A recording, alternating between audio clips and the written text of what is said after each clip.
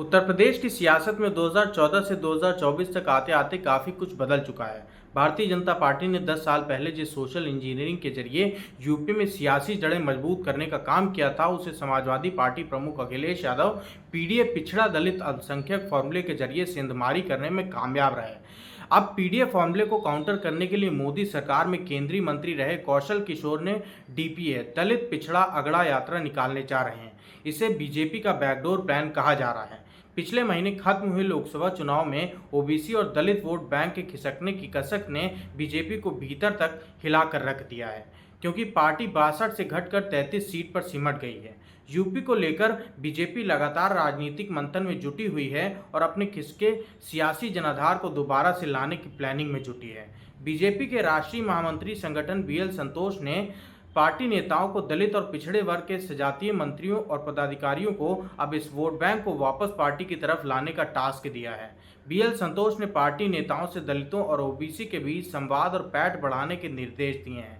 दूसरी तरफ केंद्रीय मंत्री और दलित चेहरा माने जाने वाले कौशल किशोर ने सपा के पीडीए के खिलाफ डीपीए के फॉर्मूले को गांव-गांव तक पहुंचाने का ऐलान किया है। अगले महीने 15 अगस्त के बाद सूबे में डीपीए यात्रा निकालने की कौशल किशोर ने हुंकार भरी है।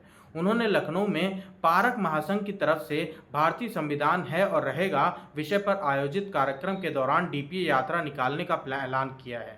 इस दौरान उन्होंने कहा कि एससी, एसटी और हर वर्ग के पिछड़े समाज को सशक्त करने का कार्य तेजी से करना है। इसके लिए सरकार के साथ साथ जनता को जागरूक होना भी जरूरी है। इसके लिए डीपीए मतलब दलित पिछड़ा अगड़ा का संविधान है और संविधान रहेगा यात्रा पूरे प्रदेश में निकालेंगे। यात्रा के पहले चरण में लखनऊ, सीतापुर, बाराबंकी, हरदोई, उन्नाव और रायबरेली को शामिल किया जाएगा। यात्रा में लोगों के साथ संवाद और सभाओं का आयोजन कर विपक्ष द्वारा फैलाए गए भ्रम को दूर किया जाएगा। पूर्व केंद्रीय मंत्री ने कहा कि सपा और कांग्रेस समेत इंडिया गठबंधन ने उत्तर प्रदेश में पीडीए अभियान चलाकर झूठा और भ्रम फैलाया है कि मोदी सरकार सत्ता में आने पर संविधान बदल दिया जाएगा। इसके लिए समाज को जागरूक करना जरूरी है, जिसके लिए ही डीपीए यात्रा निकालने का प्लान बनाया है। उन्होंने कहा है कि सपा और कांग्रेस ने पिछड़ा दलित अल्पसंख्यक लोगों को एक होने के लिए कहा, लेकिन अगड़े समाज को भूल गए, जबकि अगड़े समाज में भी बहुत गरीब तबके के लोग हैं जिनको मुख्य धारा में लाना जरूरी है। इसीलिए डीपीए का नाम दिया है। इस यात्रा की शुरुआत लखनऊ, सीतापुर, बाराबंकी, हरदोई, उन्नाव, रायबरेली इन 6 जिलों से की जाएगी। सपा के पीडीए फॉर्मूले को काउंटर करने के लिए भले ही मोदी सरकार में मंत्री रह चुके कौशल किशोर अपने स्तर पर यात्रा निकाल रहे हैं, लेकिन जिस तरह दलित और पिछड़े वर्ग को बीजेपी के पक्ष में लामबंद रहना चाहते हैं, उसके चलते ही माना जा रहा है कि कहीं न कहीं बीजेपी का बैकडोर समर्थन हासिल है। 2024 के लोकसभा चुनाव में विपक्ष ने संविधान बदलने और आरक्षण खत्म करने का नैरेटिव गांव-गांव तक फैलाया, जिससे यह नाराजगी और बढ़ गई। इसके चलते बीजेपी को अपनी 29 सीटें गंवानी पड़ गई।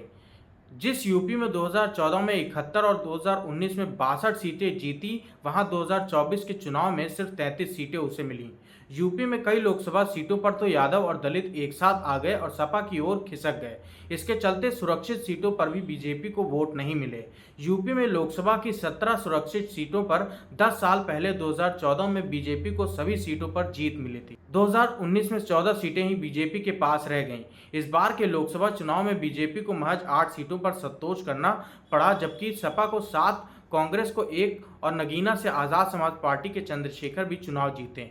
इस तरह से बीजेपी के लिए सपा का पीडीए फॉर्मूला चुनाव में महंगा पड़ गया। सपा के पीडीए फॉर्मूले के चलते ही बीजेपी के कौशल किशोर को मोहनलालगंज लोकसभा सीट से 10 साल के बाद हार का सामना करना पड़ा है। वह 2014 और 2019 में लगातार जीत दर्ज कर संसद पहुंचे थे, लेकिन इस बार जीत की हैट्रिक नहीं लगा सके। सपा ने 2027 के चुनाव में भी पीडीए फॉर्मूले पर ही लड़ने का प्लान बनाया है, जिस पर काम शुरू कर दिया है। सपा अब पीडीए के फॉर्मूले पर आगे बढ़ेगी। ऐसे में उनकी निगाहें अनुसूचित जाति के मतदाताओं पर टिकी हैं। लोकसभा चुनाव के बाद से ही सपा ने यूपी में बीजेपी के सामने नई चुनौती खड़ी कर दी है। इसीलिए सपा के पीडीए फॉर्मूले को हर हाल में काउंटर करने की रणनीति बनाई है, जिसे कई स्तर के मुकाबले करने का प्लान बनाया है। सपा इस बात को मानती है कि ब्राह्मण, राजपूत और वैश्य वर्ग पर अभी बीजेपी की पकड़ मजबूत बनी हुई है, जिनके फिलहाल साथ आने की अभी कोई उम्मीद नहीं है। इसीलिए पूरा फोकस दलित, पिछड़े और अल्पसंख्यक वोटों पर कर रखा है। यूँ तो सपा सभी वर्गों में प्रयास करेगी, लेकिन खास तौर पर निगाहें दलितों पर हैं। बीजेपी ने भी दलित और पिछड़े वर्ग को फिर से जोड़ने के लिए अपनी एक्सरसाइज शुरू कर दी है। इसके लिए फ्रंट पर बीजेपी के नेताओं को लगाया है तो दूसरे मोर्चे पर बैकडोर से इनको साधने का प्लान बनाया गया है। पूर्व केंद्रीय मंत्री कौशल किशोर ने सामाजिक संगठन पारक के सहारे डीपीए यात्रा निकालकर सियासी माहौल बनाने की स्ट्रेटजी अपनाई है। ऐसे में देखना है कि क्या बीजेपी अपने खिसके जनाधार का दोबारा से विश्वास हासिल कर पाएगी। धन्यवाद।